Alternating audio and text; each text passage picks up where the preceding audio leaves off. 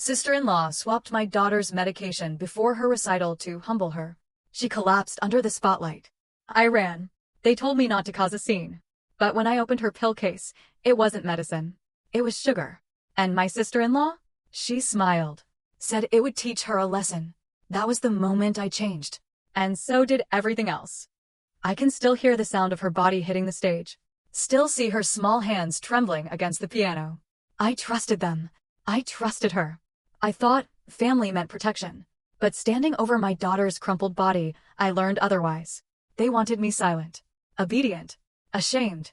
They said it wasn't a big deal. Said I was overreacting. But when I looked into my daughter's terrified eyes, something broke inside me. This wasn't just cruelty. It was a choice. And now it was my turn to choose. Not for revenge. For her. For every time they smiled while hurting us. They thought I would stay quiet. They thought wrong. When I married into the Wellingham family, I knew I'd never quite belong. They were old money. Country club. Tennis on Sundays and pearl earrings at breakfast. My husband, Daniel, was the golden son, the quiet one, the reasonable one. The kind of man who could make a cruel comment sound like concern. He met me after my first divorce. I had a 6-year-old daughter, Lila, and more emotional baggage than I cared to admit. But he said he loved us both. That we were his new beginning. For a while, I believed him. Until I met his mother. Margaret Wellingham didn't raise sons. She curated legacies. Everything about her was crisp, controlled, and cold. When she smiled, it didn't quite reach her eyes. At our wedding, she gave me an antique brooch, then told me not to wear it, because it wouldn't match my neckline. She made it clear, I was welcome as long as I knew my place. And Lila? To her, Lila wasn't family. She was a complication. It started small. Margaret would forget Lila's birthday. She'd buy gifts labeled only for the Wellingham grandchildren. One Thanksgiving, she set a table for 8 but only 7 name cards. Lila sat in the kitchen with the caterers. Daniel said it wasn't intentional. That his mother just had her own way of doing things. I told myself to let it go. To keep the peace. Then came Brooke, Daniel's younger sister. Brooke was the opposite of Daniel in all the worst ways. Loud. Flashy. Always performing. She walked into every room like it was a stage, and everyone else were props. To Brooke, I was the boring wife. And Lila? Just a shadow she couldn't stand. She made jokes about Lila's piano practice. Called her little Mozart with a fake accent. Once, she asked if I was pushing her so hard to overcompensate for her real dad flaking out. I stared at her, stunned. Daniel said I was being too sensitive, but Lila kept practicing. She was talented, and music was her world. She played to escape, to breathe, to belong somewhere. Her teacher said she had rare discipline for a child her age. That year, she was invited to perform at the Wellingham Foundation Gala, Brooke's idea, surprisingly. She said it would be a cute little opener before the real entertainment. I wanted to say no. I should have said no. But Lila was excited. She even bought a new dress with her babysitting money. A soft blue one with a sash. The morning of the recital, Margaret called to remind me to keep Lila's performance under 10 minutes.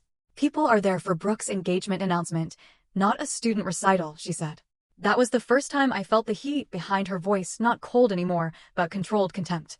Daniel? He was quiet. Said it was Brooke's night. That we shouldn't make it about us. I didn't realize that us no longer included my daughter.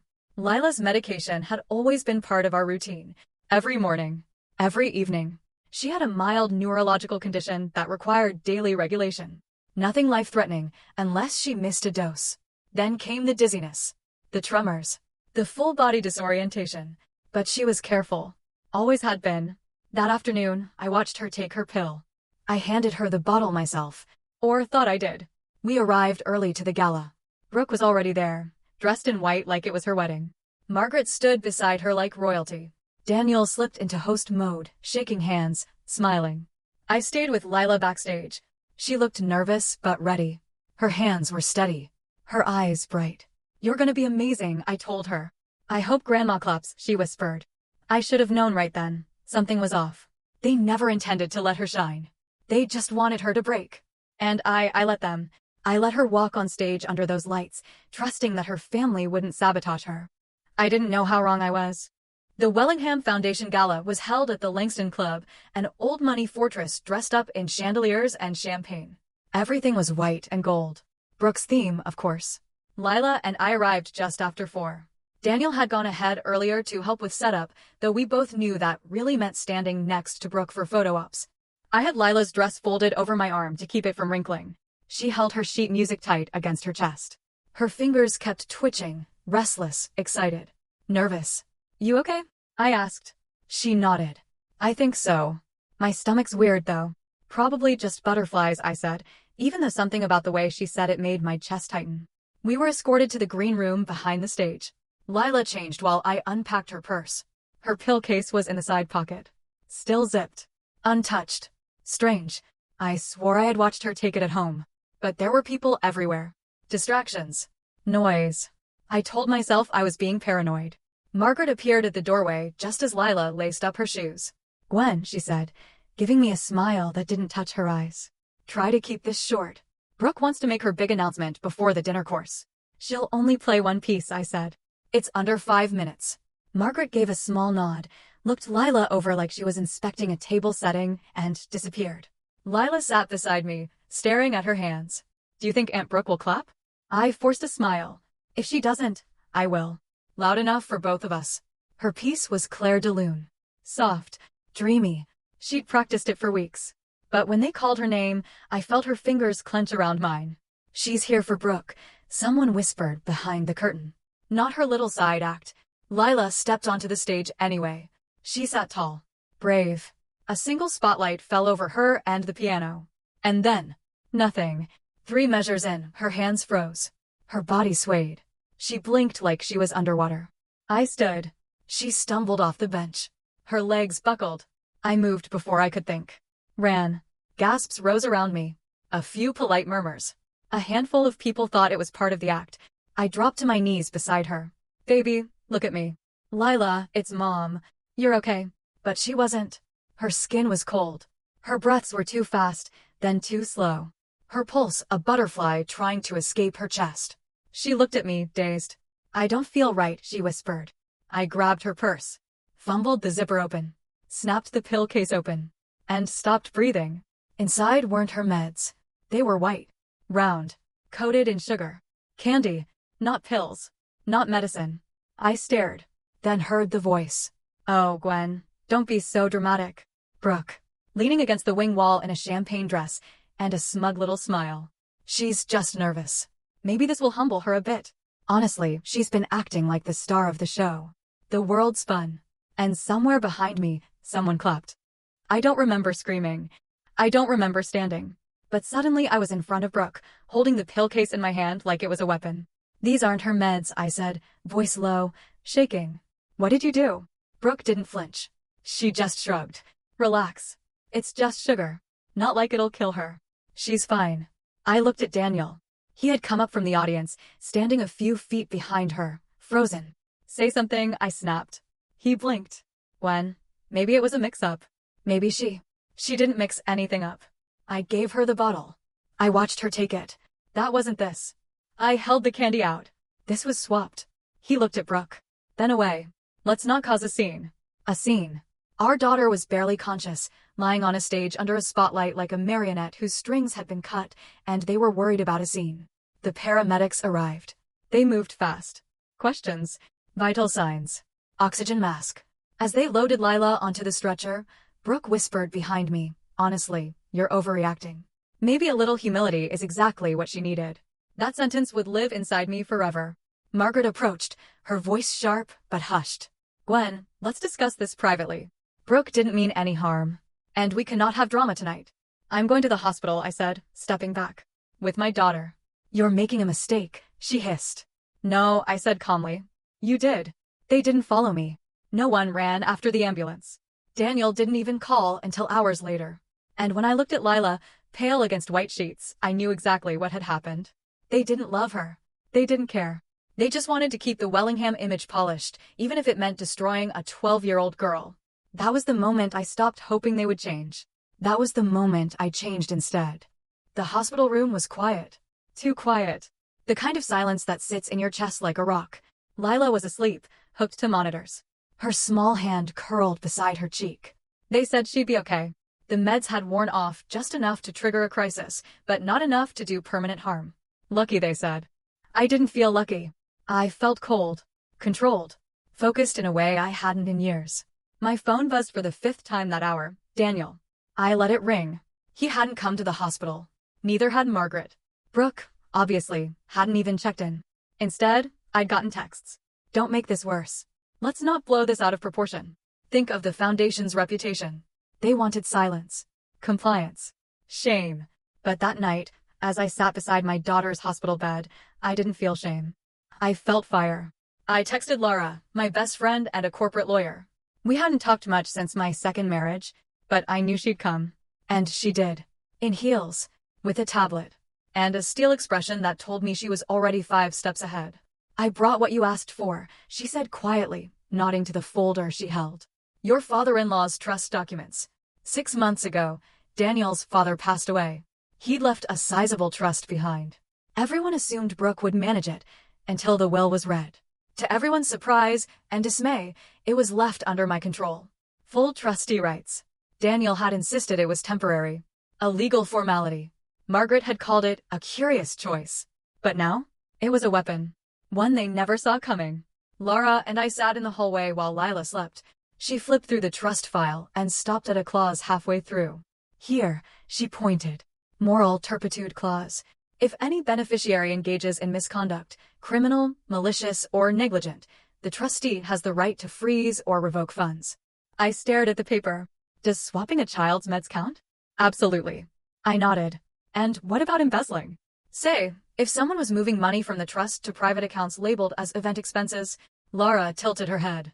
You found that? I opened my phone, pulled up screenshots. Bank transfers. Brooke had been using trust funds for her wedding. Margaret had approved them. And some of the expenses? Labeled under my name. They forged your authorization, Laura said, her voice sharpening. Yeah, and now I want it all frozen. She smiled. With pleasure. That night, we filed the paperwork. Trust payments, frozen. Wedding, on hold. Margaret's monthly transfers, paused. Notifications, sent. And I didn't say a word. Let them wonder. Let them call the bank, the vendors, the planner. I stayed at the hospital. I held Lila's hand. I waited. By morning, the messages changed tone. There seems to be a problem with the venue deposit. The florist says the card declined. Please call me. We need to fix this. Still no apology. No accountability. Just panic. Laura brought coffee the next afternoon. They're spiraling, she said, scrolling through her phone. I've had 2 voicemails from their lawyer already. Let them wait. You sure about this? I looked over at Lila. She was awake now, watching cartoons with sleepy eyes and a juice box in hand. They tried to teach her a lesson, I said. Now it's my turn. I pulled out the security footage. The recital hall had cameras.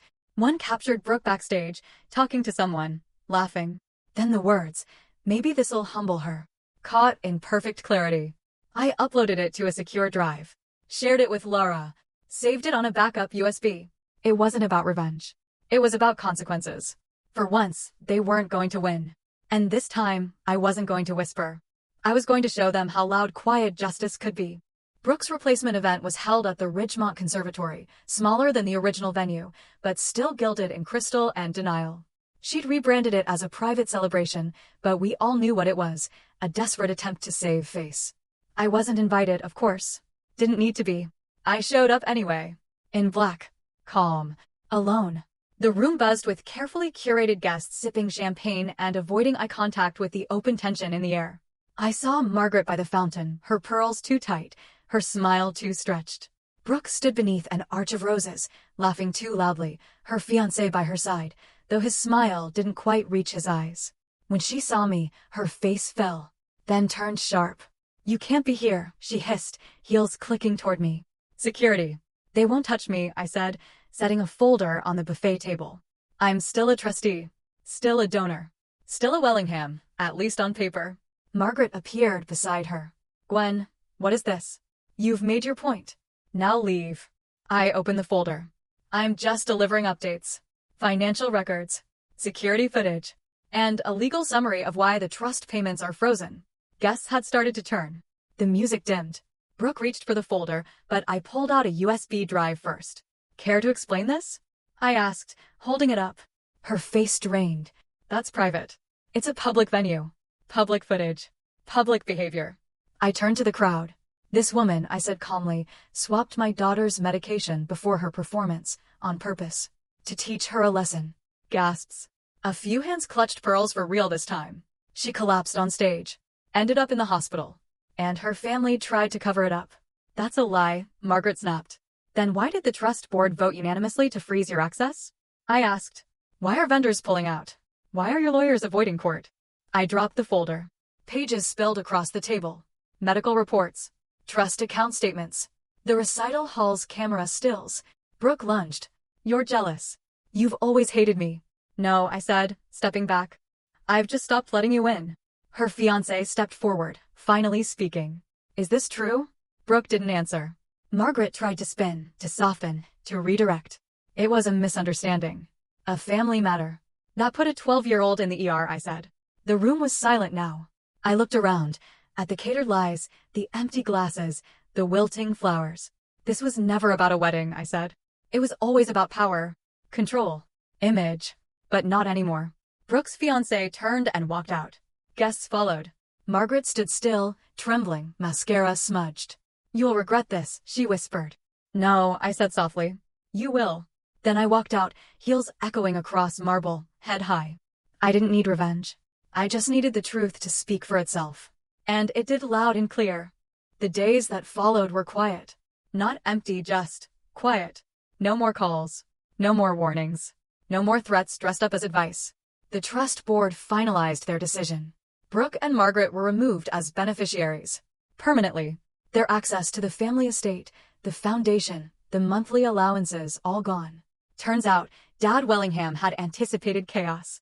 He'd left contingency plans. Paper trails. Even a clause that allowed the house Margaret lived in to be sold if misuse was discovered. I didn't push for it. But the board did. They voted to liquidate and redirect the funds to children's hospitals across the state. Fitting. The house went on the market a week later. Daniel called once. Just once. He didn't ask about Lila. He asked if we could resolve things quietly, for the family's sake. I let him talk.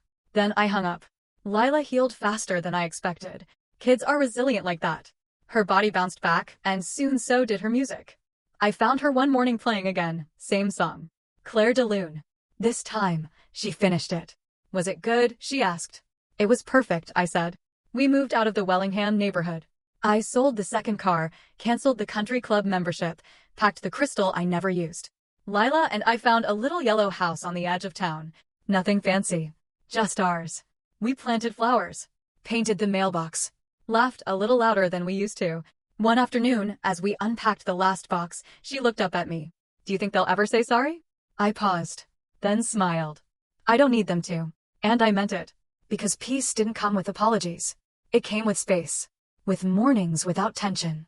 Evenings with laughter. Silence that didn't feel sharp. Margaret sent one letter, typed, formal, and full of non-apologies. I shredded it. Brooke posted a long, vague message on social media about betrayal and family drama. Then disappeared offline. Lila never asked about them again. She didn't have to. We were free. Not just from the Wellinghams. From the game. The pretending. The smiling through insults. We were done surviving them. Now we were simply living. And, for the first time in years, that was enough. A month later, a letter arrived. Not from Margaret. Not from Brooke. From Dad Wellingham's attorney. Inside was a handwritten note, dated nearly a year before he passed. It was addressed to me. If you're reading this, it means things unfolded the way I feared.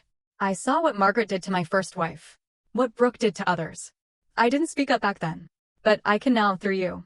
I gave you the trust because you see clearly. And because you protect what's right, even when it's hard. My hands trembled as I folded it back. I looked over at Lila, curled on the couch, humming a new melody. He knew. He knew this day would come.